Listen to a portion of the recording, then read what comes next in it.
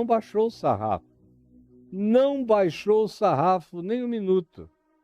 E aí nós vimos ontem, anteontem, nesses dias todos, desde sexta passada, a subjetividade disso tudo. Como a questão não é só não matar.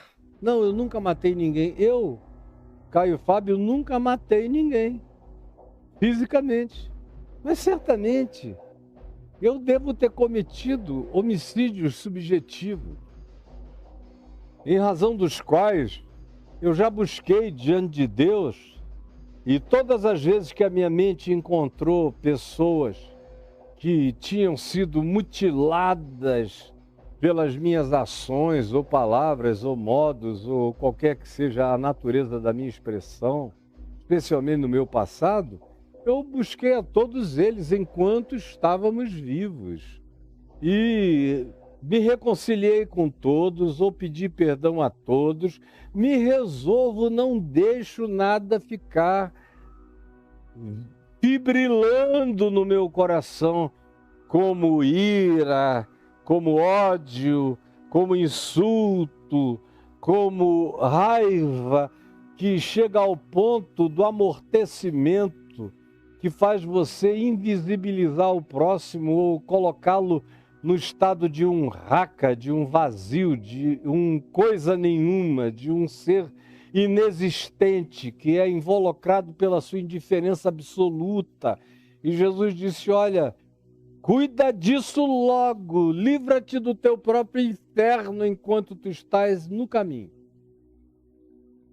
para que tu não sejas posto num cárcere. E cada um tem o cárcere adequado ao seu próprio inferno, ao seu próprio ódio, à sua própria vida. Tudo isso aqui é customizado. O teu inferno é customizado, é teu. Cuida dele, Jesus diz, enquanto tu estás no caminho. Antes que joguem a chave fora. Trata disso já, trata disso agora. Porque eu te digo que se tu não tratares disso, o processo vai te colocar num aprisionamento espiritual sobre o qual eu falei ontem, e não vou repetir hoje, está gravado, e do qual a tua situação, no qual a tua situação será dificílima. Tu não sairás daí enquanto tu não pagares o último centavo. Eu não sei o que significa pagar até o último centavo. Deus me livre de saber. Eu quero morrer ignorante disso. Eu não quero nem fazer especulações a respeito disso. Mas o que eu te disse ontem foi: resolve tu mesmo o teu inferno agora. Foi a ordem de Jesus. Enquanto tu podes, resolve isso já. Aí, continuando a mostrar que não basta que você seja filho das exteriorizações, que não basta que você pegue os 10 mandamentos de Moisés e vá ticando em cada um deles, dizendo cumprir, cumprir, cumprir, cumprir, cumpro. Porque se mesmo que você conseguisse fazer isso na exterioridade, e tem gente que consegue passar pela vida com os 10 mandamentos sendo cumpridos, como aquela população de fariseus e de religiosos que mataram Jesus e que acusavam Jesus. Muitos deles passaram pela vida sem cometer nenhum homicídio particularizado. Eles eram capazes de jogar pedra quando estavam reunidos em coletividade, porque a coletividade dilui a culpabilidade individual.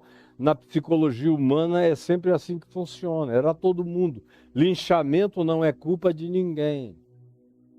Então tinha gente que se arrogava semelhantemente ao jovem rico a dizer: eu sou impoluto, eu sou impecável, eu nunca transgredi nenhum mandamento. Aí vem Jesus e diz: olha, não seja tão estúpido desse modo, porque é interior o processo, é subjetivo. Você pode, exteriormente, é fácil, você pode até ser covarde E tem muito covarde que nunca praticou, e nunca pecou, e nunca transgrediu coisa alguma do lado de fora, não foi por virtude, santidade, dever de consciência, por mais relativo que seja isso tudo, não foi por causa disso, foi por frouxidão, foi medo das consequências humanas ou superiores, de qualquer outra dimensão. Aí o cara fica ali, igual um manequim em vitrine de loja. Tem nada que se possa dizer contra ele. Do jeito que você o colocar, ele fica.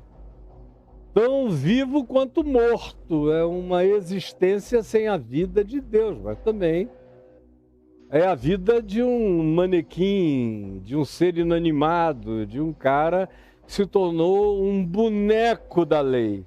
Só isso. Aí Jesus disse, isso também não te faz ser vivo. Porque o que te faz ser vivo é o que pode brotar como um macário, como uma bem-aventurança do teu coração, da tua mente, da tua alma, do teu pensamento, da tua interpretação. O macário é o ente vivo, que se transforma em sal e luz. E a obediência ao mandamento não é olhando para Moisés, é sabendo que está pago na cruz, que não há mais nenhuma dívida e que eu estou perdoado, que está consumado. E é porque eu estou perdoado que se me tornou infinitamente mais fácil obedecer, sem sacrificar. Obedecer. Infinitamente mais simples. Quanto mais perdoado, quanto mais resolvido, quanto mais pacificado eu sou, menos eu peco, menos eu atropelo, menos eu faço mal, menos eu ando perto do caminho arriscado em relação a pisar a alma do meu próximo. É o perdão de Deus que me santifica. É o perdão de Deus que me justifica, me unge, me santifica, me humaniza, me melhora, me diviniza, me traz graça crescente para o meu ser. É só o perdão de Deus, é só a cruz, é só a consumação absoluta, a certeza de que eu não devo mais nada a ninguém, nem em lugar nenhum, que o escrito de dívida foi rasgado e que eu posso andar incólume, porque eu fui perdoado, não por causa de quem eu sou, mas por causa do que Cristo fez. E eu acolhi. Tudo que eu fiz para beber o cálice da salvação foi bebê-lo. Como no Salmo 116 se pergunta, que farei eu para beber o cálice da salvação? E a gente fica esperando uma lista de deveres. Aí a sequência é, que farei eu para beber o cálice da salvação? Não, apenas tomarei o cálice da salvação que já está feito, que já foi preparado, que já me foi servido. Mesmo na presença dos meus inimigos, o meu cálice transborda em Cristo, eu tomo pela fé. Já me foi servido, já me é garantido, é meu. E aí eu vivo em paz. E para continuar mostrando a subjetividade do processo, a gente chega no verso 27, em que Jesus outra vez menciona Moisés, dizendo, ouvistes o que foi dito? Foi dito na lei de Moisés, não adulterarás. Não adulterarás. Aí você tem todas as referências do Velho Testamento em relação a isso. Foi um dos mandamentos mais recorrentes do Velho Testamento, tanto quanto é até o dia de hoje. Parece que é o pecado contra o Espírito Santo. Entre os religiosos, é o adultério. Jesus diz, vocês ouviram o que foi dito? Não adulterarás? Eu, porém, vos digo. E aí ele não diz, não, pode descer a lenha, nada disso acontece, eu suspendi. Não. Ao contrário. Não adulterarás, foi o que foi dito. Eu digo a vocês que adultério é mal mesmo. Eu, porém, vos digo e aprofundo essa consciência. para que vocês não fiquem nessa jactância feia, horrorosa, demoníaca, perversa, se achando extraordinários porque nunca foram para a cama com a mulher ou com o homem de ninguém, e aí se acham superiores. Jesus diz: eu digo a vocês o seguinte, que não basta isso. Não basta não comer a mulher ou o marido do próximo. É infinitamente mais profundo o significado disso tudo no Evangelho do Reino de Deus. Por isso é que ele tinha dito aos seus discípulos aqui mesmo, na sequência de vós sois a luz do mundo: em verdade eu vos digo que se a vossa justiça não excederem muito a dos escribas e fariseus, não entrareis no reino dos céus, não herdareis, não vereis, não tereis parte com o reino de Deus. E agora aqui ele vai e aprofunda de novo, mostrando para a gente que não é só uma questão de comportamentalismo, de behaviorismo. Tem a ver com a nossa existencialidade. Tem a ver com o nosso coração. Eu, porém, vos digo que qualquer que olhar para uma mulher com intenção impura, comendo a bichinha. E ele aqui, numa época em que adultério só guardava pedras praticamente para apedrejar as mulheres, como a gente vê em João 8, as mulheres e os seus estigmas diabólicos postos pelo patriarcalismo, pelo machismo, por toda sorte de injustiça e perversidade masculina contra as mulheres desde o início de todos os tempos. Desde Adão e Eva, sempre foi assim, perverso. O teu desejo será para o teu marido. Então chega Jesus e inverte essa ordem. Se fosse um fariseu querendo subjetivizar o mandamento do adultério, o que é que ele diria? Ele diria: toda mulher que olhar para o marido de uma outra mulher e desejá-lo porque ele é rico, é poderoso, já adulterou. Não. Ele pega esses homens apedrejadores, patriarcais, chauvinistas, perversos e diz: em verdade eu vos digo que qualquer um que olhar para uma mulher, quando ele diz qualquer um e cita mulher, ele está pressupondo um homem nas relações sociais normativas. Qualquer um pode abrir um parêntese e botar homem. Mas é qualquer um que, tendo um compromisso, tendo um vínculo, olha para uma outra pessoa e a consome. Você sabe como, eu sei como. Só um idiota hipócrita que queira se auto-enganar e que diz: eu nunca sofri disso, seu mentiroso. Ou mentirosa. Porque esse mal dá muito em homem, mas também dá em mulher. Agora, os homens foram alimentados por essa pseudo-prerrogativa do direito à infidelidade desde que se a saiba cometer. Desde que se a saiba cometer com discrição, sem dar bandeira, sem ninguém ver. Está presente no DNA masculino desde tempos imemoriais. Assim como no DNA da mulher é o medo da punição do apedrejamento, do abandono da morte, do ilhamento, de qualquer que fosse a forma de encapsulamento dela, tirando-lhe a vida ou a possibilidade de viver. Então vem Jesus, e já provocando os homens da religião, diz: em verdade eu vos digo que qualquer um, subentendidamente homem, mas pode ser qualquer ser humano, mas na maior parte dos casos são homens. E nos dias de Jesus era quase que de maneira absoluta. Qualquer homem que olhar para uma mulher e comer a mulher, devorar a mulher, com lascívia, com concupiscência.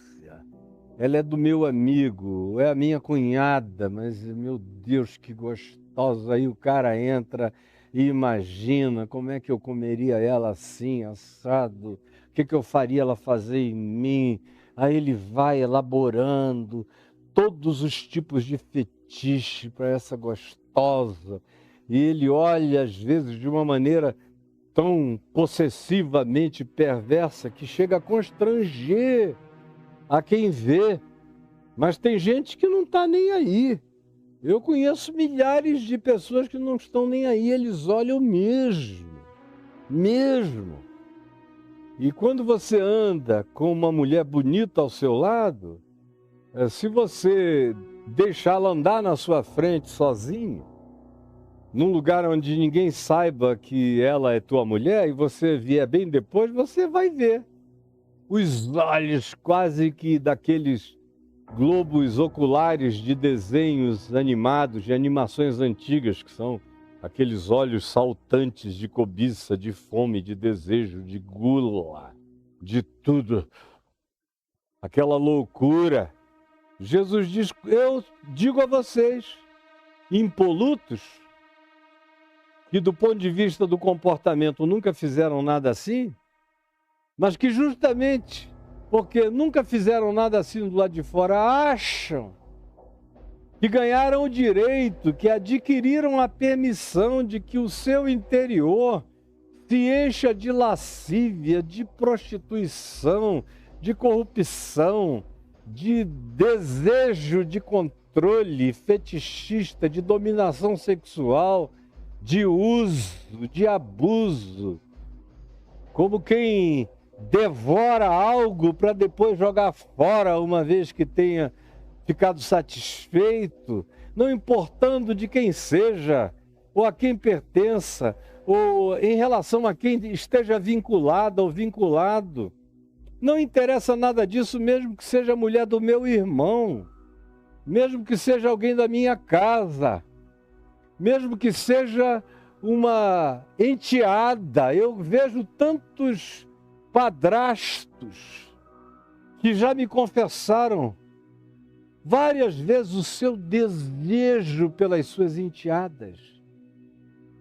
Como também, quantas vezes eu já ouvi padrastos me falando dos casos que desenvolveram com as suas enteadas, ou enteadas que me procuraram dizendo eu tive que sair de casa porque o marido da minha mãe me come viva. Fica me observando tomar banho nos buraquinhos, nas frestas do banheiro. Ou usando os ardis mais extraordinários para ver se flagra a minha nudez, eu não aguento mais. E eu falo com a minha mãe diz que a culpa é minha. Porque a culpa é quase sempre das mulheres, desde sempre. Eu, porém, vos digo que qualquer um que olhar para uma mulher com intenção dessa natureza, dessa impureza, dessa perversidade, dessa predatoriedade, desse espírito de bestas vorazes, sexuais e concupiscentes, Jesus diz, no coração já adulterou com ela. Veja bem o que eu estou te dizendo. Preste bem atenção aqui para mim. No coração, cara, já foi, já era. Já era. Você está querendo enganar quem? Não seja idiota. Não seja idiota. Que você está enganando a qualquer um. Há outros idiotas como você, mas você está na presença do Santo, Santo, Santo. Dessa luz sublime que me ilumina, da qual eu não tenho como fugir, porque eu sou um flagrante real e vivo diante de Deus. Meu coração é ao contrário, a minha vida interior é para fora. Você fica pensando que diante de Deus o que existe é a sua exterioridade? A sua exterioridade existe para todo mundo que só enxerga o exterior. Mas Deus não vê como vê o homem vê o exterior, o Senhor, porém, vê o coração.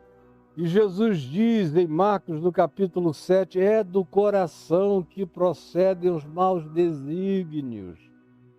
Como a Bíblia inteira diz, o livro de Provérbios diz, o Novo Testamento diz, cuidado com o teu coração, cuida dos teus pensamentos, dos teus sentimentos, das tuas emoções, dos teus autoconsentimentos, das tuas autopermissões, porque você pode entrar num estado de deformação absoluta do teu caráter, do teu ser, da tua vida interior por inteiro.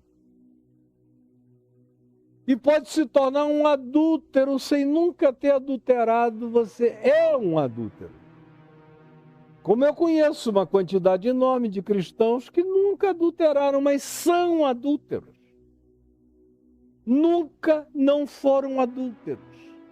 Eu conheço pastores, antigamente o número era maior dos que nunca tinham adulterado. Hoje em dia o número é cada vez menor dos que nunca adulteraram. Mas mesmo os que nunca adulteraram, eles sabem. Eles sabem porque eu passei a minha vida inteira ouvindo o que eles queriam e tinham a dizer e não tinham para quem dizer, sem se entregar. E eles sabiam que podiam, os pastores mais importantes do Brasil, que podiam me contar o que quisessem, qualquer coisa, porque eu nunca iria mencionar o nome deles. Jamais. Como até hoje, de mim, vocês nunca ouviram o nome de ninguém, eu dizendo fulano adultera, adulterou, pegou muitas mulheres, muito tempo. E olha, eu sei de quase tudo. Houve o tempo que eu sabia de praticamente tudo. E ao mesmo tempo em que eu conhecia alguns, muitos, que me procuravam e diziam, Caio, eu nunca adulterei fisicamente, mas eu luto o dia inteiro porque meu coração é cheio de lascívia. E essas mulheres aqui da igreja, tem cada mulher gostosa, tem cada menina deliciosa, e elas são tão meigas comigo, me tratam tão bem, e isso e aquilo me dá uma vontade, bate um tesão, me ajuda, por favor. E o cara já ia se ajoelhando, ora comigo, ora por mim, eu não sei quanto tempo mais eu aguento. Tem uns que aguentaram, envelheceram, ficaram com a cabeça branca sem nunca fazer nada, mas também nunca resolveram o seu estado interior de adultério cotidiano, de desejos que não se consumavam exteriormente, mas que se manifestavam todos os dias de modo crescente. De tal modo que frequentemente você vê que quanto mais o sujeito envelhece, pior a mente dele fica. O caráter dele se torna. Ele nunca se aposenta dessas coisas, ele vai até o fim. E quando tem uma doença mental, um transtorno cognitivo, no final da vida, e a censura vai embora, some a censura, o cara começa a falar tudo aquilo que esteve guardado no coração, e aí a família fica chocada, a mulher sofre, os filhos dizem, meu pai enlouqueceu. E eu sei que o coitado apenas perdeu a censura, nesse estado avançado já da idade, e agora expressa tudo aquilo que ficou no acumulado interior durante décadas e décadas e décadas de uma vida que não tratou do assunto, que não resolveu o seu próprio adultério, que não resolveu, como eu disse ontem, o seu próprio inferno. No coração já adulterou. No coração já adulterou com ela. E eu poderia prosseguir agora aqui, mas eu vou parar. Vou parar apenas dizendo e repetindo isso. Resolva o seu coração. Aí você me pergunta, como é que eu resolvo isso? A primeira coisa é sendo honesto com a sua queda, com o seu estado, com a sua condição, com a sua realidade. Seja honesto, honesta. Tenha coragem de admitir, sem tapiação, sem faz de conta, sem religião, sem aquelas orações que dão recados a Deus como se ele fosse um bobo celestial ouvindo você. A elaboração das suas orações, ó Deus, tu sabes que eu sou fiel a ti, que tenho me consagrado desde a minha juventude, ó Senhor. Mas eu sou humano também, e tu sabes como o meu coração tem as suas falhas. Isso não é oração pública, não, é dele. Quando ele ora sozinho, ainda é com essa elaboração hipócrita, nojenta e perversa. Nem anjo aguenta ficar para ouvir.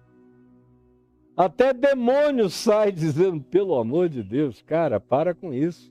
É com Deus que você está falando. Mas nós estamos lotados desses seres humanos. Praticamente as nossas assembleias são feitas disso e desses. Os nossos ajuntamentos solenes, como disse o profeta Malaquias, estão carregados, entupidos desses pecados. E tanto mais quanto a pessoa se torne visível no palco, mais ela se narcisifica, mais ela fica com tesão em si mesma, mais ela se prepara para se exibir. Hoje em dia a gente tem, inclusive, umas pastoras gostosas por aí que acrescentaram bundas para ficar com bundinha de melancia, bumbum todo tremelicante. E aí ficam aqueles vídeos na internet, meu Deus, eu venho aqui nesse lugar para me santificar, encontro uma varoa gostosa dessa pregando, como é que eu vou conseguir? É essa a história, essa a história. Então quem está no palco fica um narcisista, um sedutor, uma sedutora. Tem muita gente cheia de pseudo-santidadezinhas, mas que estão ali seduzindo o tempo todo, o dia inteiro. Eu conheço esse pessoal de longe. Eles não viraram a esquina, eu já senti a aproximação deles. Eles sabem disso. E aqueles que estão sentados ficam olhando e dizem, se fosse eu, se eu fosse o marido dela, dessa gostosa, ou se eu pegasse ela, que eu vou procurar até um aconselhamento, se ela me der um mole, eu pego no sofá do gabinete, pego em qualquer lugar, vou esparramá-la na mesa do aconselhamento, não interessa, vou pegar ele. Ele é casado, mas eu queria ser mulher dele, queria dar para ele. Ah, você pensa que eu não sei? Faz 50 anos que eu não ouço nada com mais frequência do que isso. E o que eu já levei de cantada para todo lado, em todos os lugares, no país inteiro e no mundo todo. De gente crente, que não se segura, que vem, que bate na porta do teu quarto. Porque você está sozinho, viaja sozinho, vão lá e se oferecem. Para todo lado. Então eu não estou dizendo nada sobre o que eu ouvi falar. Eu falo daquilo que eu não aguento mais ver, que eu já vi até não aguentar mais, que me sai pelos poros de tão cansativo que é ver que passa ano e entra ano e as pessoas não resolvem o seu próprio inferno, nem a sua própria agonia, nem o seu próprio estado de liquidação interior horrível, de liquefação, de perda de solução, de dissolução pessoal. E aí, a primeira coisa para a gente tratar disso é reconhecer, ter a coragem de olhar no espelho e dizer que é isso mesmo. A segunda coisa que você precisa fazer é começar a crer que a gente consegue educar a mente. A gente consegue. Eu sei porque eu sei. Eu sei em mim.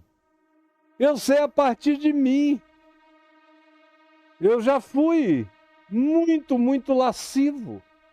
Só que eu não dava tempo à minha lascívia. Eu via uma pessoa em relação a quem eu vinha a salivar, do ponto de vista do meu desejo sexual, eu andava na direção e 90 e tantos % das vezes eu pegava. Não ficava nem apreciando. Esperava logo a primeira virada. às vezes para empurrar para dentro de um banheiro, de um canto, olhar nos olhos e... eu não vou dizer o que acontece. Tem certas pessoas que já estão exatamente preparadas para o acoplamento, que já sentem a tua energia e diz bem que tem. Mas a gente pode controlar isso. Eu aprendi a controlar isso na minha juventude.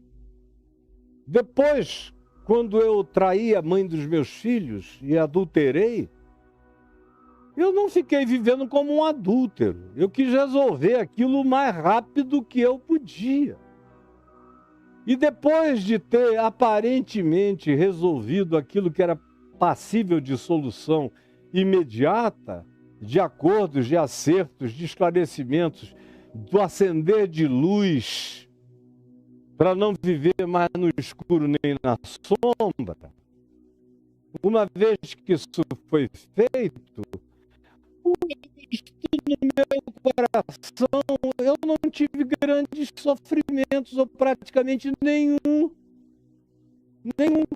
Não fiquei andando depois, na meia-idade, por aí, antes de encontrar a minha mulher, com aquele monte de oferta feminina para todo lado. Tinha gente que dizia, pai, vamos dar fila. E assim eu também senti muitas vezes, tinha uma fila pronta. Mas eu não sofri com isso. E depois que eu conheci a minha mulher, menos ainda, acabou. Porque na juventude mesmo, eu consegui ir educando a minha mente.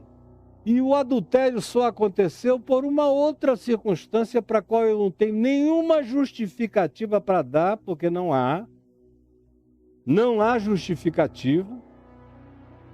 Fiz e não botei a culpa nem no diabo, nem na pombagira, nem em ninguém. Fui eu, Caio, que fiz. Nem na parceira. Ela queria, mas a culpa era minha. Eu é que tinha superioridade de consciência, de mente, de decisão, de autonomia pessoal para dizer não. E não disse. Então a responsabilidade sempre foi minha. Mas eu não vivi como um adúltero. Nem vivo como um adúltero. Enquanto eu estou cercado de gente que nunca adulterou na prática, mas existe cotidianamente como um ser adúltero. Ele vai para o banheiro, é adultério. Ele toma um banho, tem que ter uma zinha para ele homenagear a mulher de algum amigo, ou uma colega de trabalho casada, ou uma chefe casada, mãe de filhos, mas que ele olha também com aquela babação lasciva e desejosa, e vai mantendo esse estado de adultério mental. Você faça alimentação disso e você nunca será um macário. Você pode fazer o curso com esses coaches crentes da riqueza, da teologia da prosperidade, pode até ganhar dinheiro, pode até isso tudo, porque não tem relação de causa e efeito entre santidade ou pecaminosidade e dinheiro. Os homens mais ricos do planeta são alguns dos menos confiáveis como seres humanos na face da Terra. E se você vai olhando o que tem embaixo do tapete, você encontra toda a sorte de mazela, de fetiche, de loucura, de insanidade possível, mas os caras são gestores de imagem. Mas no coração só existe podridão, como foi Jesus que diagnosticou. São sepulcros caiados, mas dentro só tem rapina, podridão, putrefação. É só isso que você encontra na interioridade. Então, saiba que eu e você podemos educar a mente.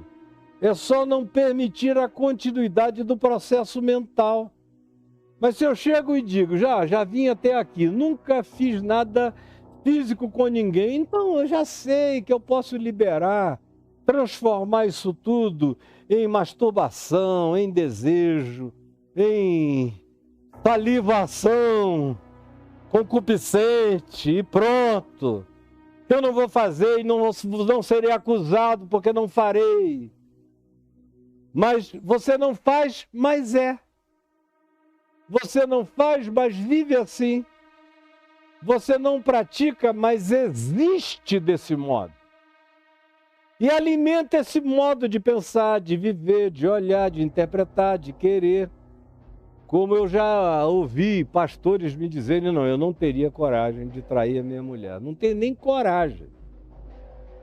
Não é por nada, não. É falta de coragem. Porque se eu tivesse coragem, cara, eu ia comer todo mundo que eu pudesse.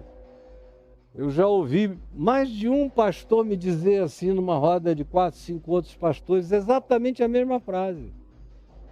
Eu nunca traí porque eu tenho medo de trair e acabar com o meu casamento.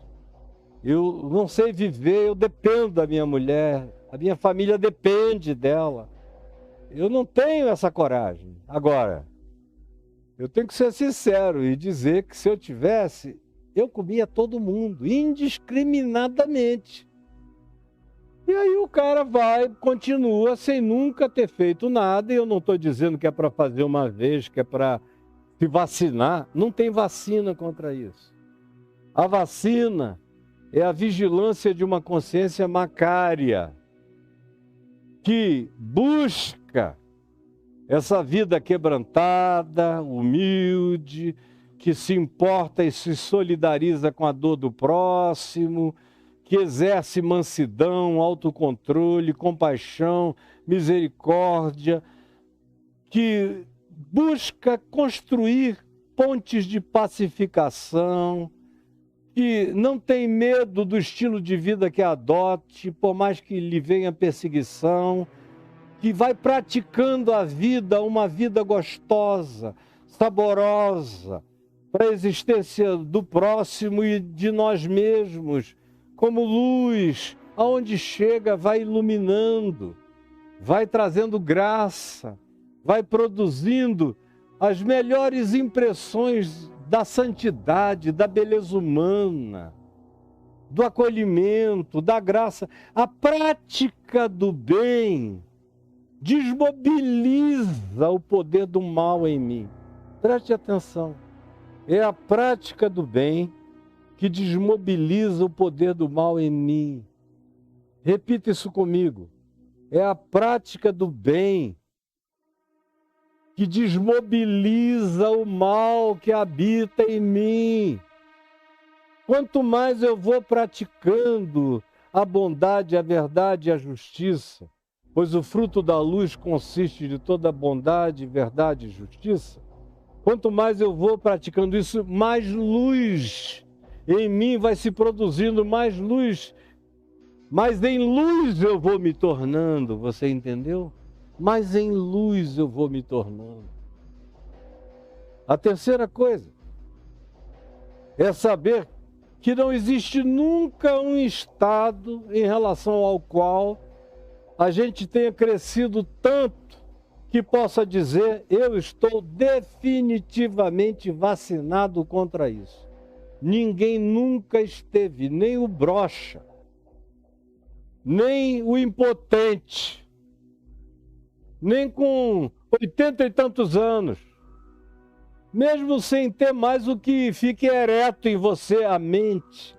Eu conheço pessoas idosas que já estão impotentes há anos, mas que me dizem, eu continuo cheio de lascívia.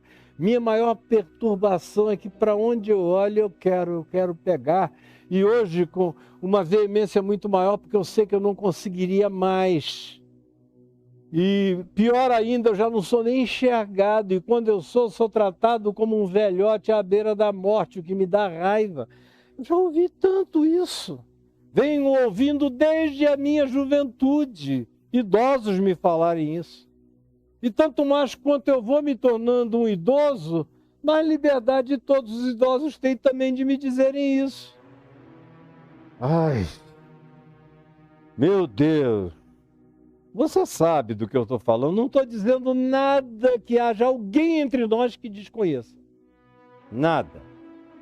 Não minta contra a verdade. Então não há vacina para isso. Você pode estar vivendo o melhor tempo da sua vida, melhor tempo, melhor época. Mas se você abrir uma brecha, uma fresta, se você for brincar de fazer um acalento nessa gostosura que faz o teu corpo inteiro e a tua alma e tudo em ti se eriçarem, não brinque com isso, não brinque nem com aquilo que não te faz ficar eriçado, porque no processo da brincadeira você pode se eriçar. E como dizia aquela peça que ficou anos em cartaz, trair e coçar é só começar. É só começar. Não é apenas o processo de traição físico, contundente para o lado de fora, mas o processo mental. É só a gente dar a permissão e fazer concessão todo dia. Ou como eu já encontrei, vocês sabem que eu já levei milhares de pessoas comigo para fora do país. Inclusive milhares de pessoas já foram comigo a Israel nos últimos 40 e tantos anos. Milhares, não é exagero. E quanta gente durante essas viagens, mulheres e homens, me procuravam para dizer: eu não sei se é porque eu saí da minha casa, deixei o meu país, estou num outro lugar, pastor, ou reverendo, ou Caio, mas a maioria me chama de pastor ou de reverendo, especialmente nessas viagens e nesses grupos a vida inteira. Quantas pessoas me disseram, e eu repito, homens e mulheres, eu acho que é porque eu saí daquele lugar, daquela fronteira, me bateu um desejo de criar um espaço de permissividade enorme. Você sabe do que eu estou falando. Às vezes você sai de férias sem a mulher, sem o marido, ou uma viagem, os homens que viajam muito, as mulheres que viajam muito sozinhos. Você sabe o que bate.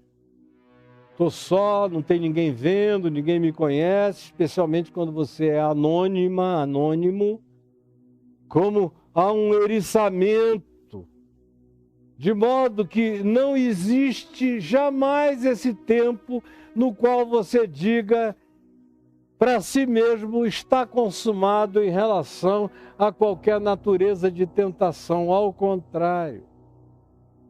Se eu não quero mesmo dar espaço para isso, nem fora, nem dentro de mim, eu preciso saber o tempo todo dentro de mim, sem neurose angustiosa, porque a bênção e a solução disso vem quando você não sofre de neurose culposa.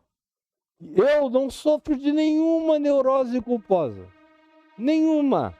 Eu sei muito bem que está tudo perdoado em Cristo Jesus. Agora, está perdoado para que eu viva a vida de um macário, de um ser bem-aventurado, de um perdoado, de um ente gostoso de Deus no mundo, de luz de Deus no mundo. É para isso. E tanto mais quanto eu me saiba perdoado e a minha dívida toda paga, mais poder eu ganho sobre a minha natureza. Quanto mais perdoado eu me saiba pela fé, mais poder eu adquiro sobre a minha natureza humana caída. Tanto mais quanto eu me saiba perdoado pela fé, todo escrito de dívida foi rasgado contra mim, todo, passado, presente e futuro, eu estou em Cristo. Tanto mais quanto eu creia nisto, mais é desmobilizada dentro de mim toda essa pulsão que se alimenta da culpa.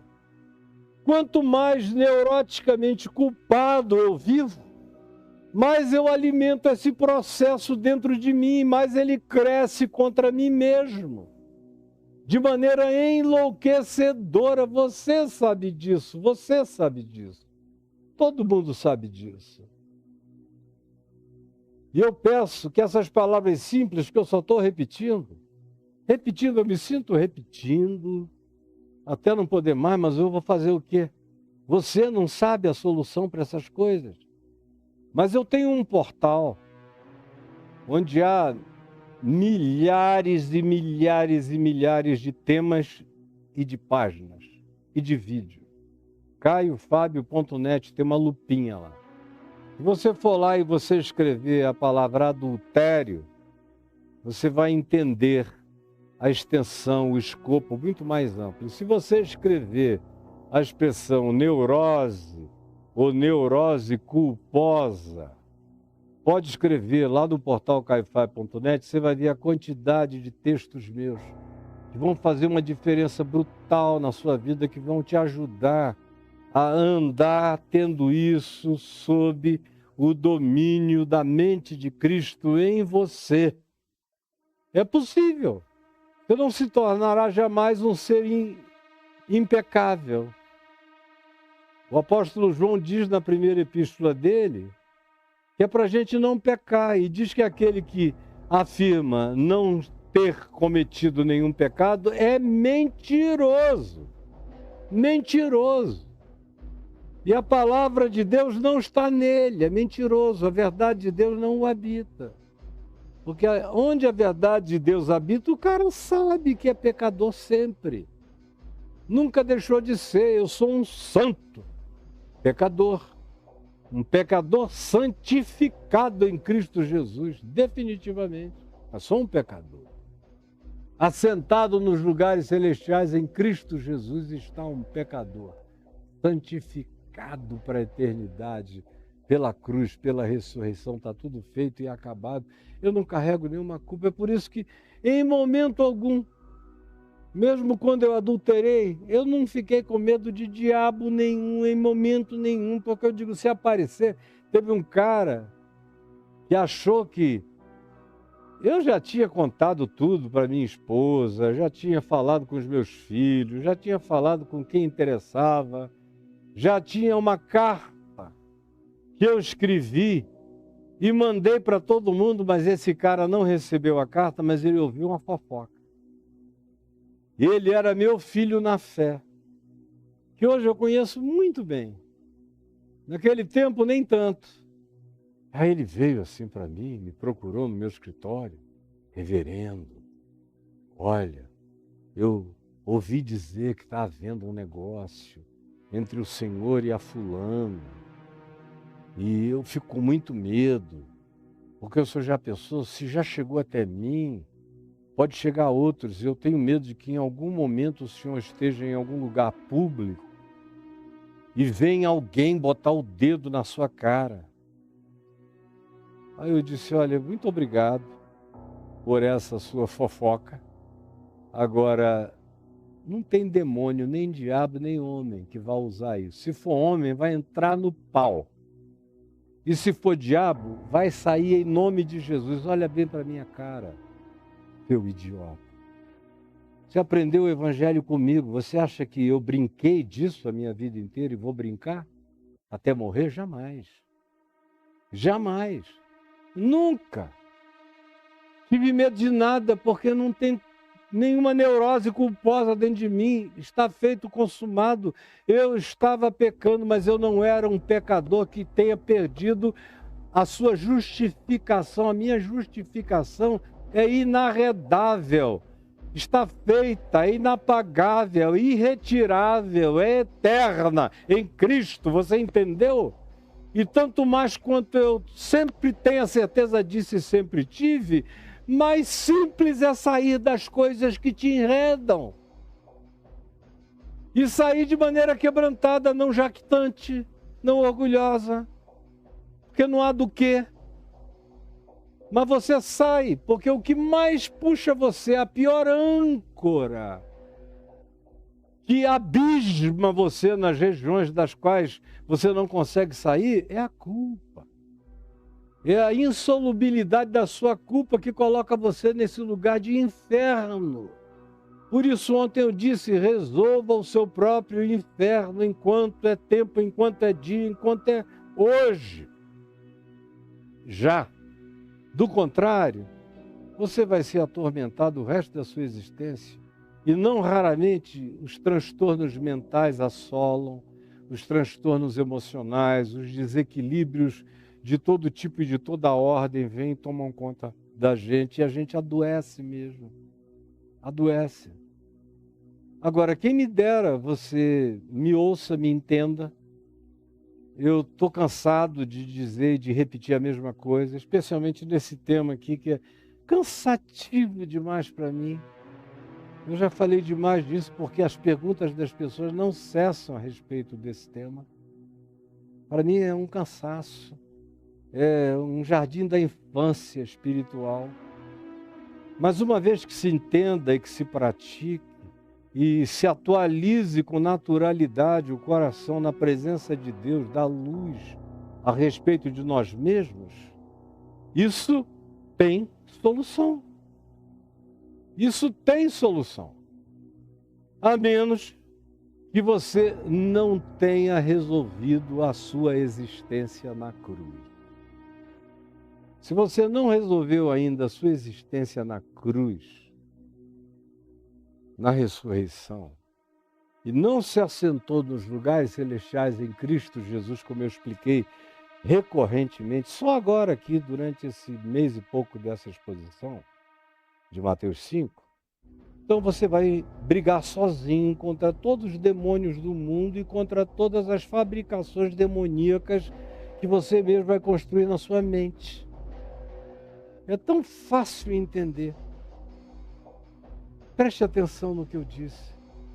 Jesus, por favor, que essa palavra quase infantil, repetida aqui, dita aqui, e que nunca será demais, eu sei, porque o nosso coração precisa sempre de admoestação, de edificação, de consolação e de estímulo, para que a gente não perca a autopercepção, porque a única percepção que eu não posso perder é a percepção de quem eu sou. Porque no dia que eu deixar de me enxergar, não haverá mais nenhuma esperança para mim.